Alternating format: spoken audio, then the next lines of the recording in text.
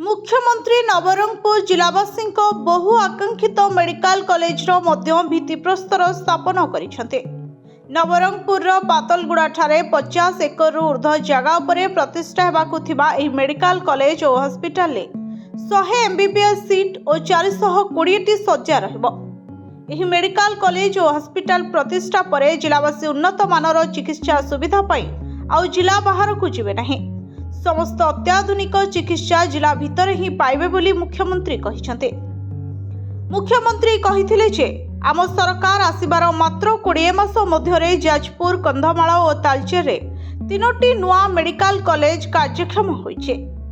एथि सहित आउ 4टी मेडिकल कॉलेज आमर प्रतिश्रुति थिला। आज नवरंगपुर रे मेडिकल कॉलेज स्थापन पई शुभ दियागला। खूब शीघ्र ढेंकानाल, जगतसिंहपुर और भद्रक रे मध्य मेडिकल कॉलेज स्थापन हेबो।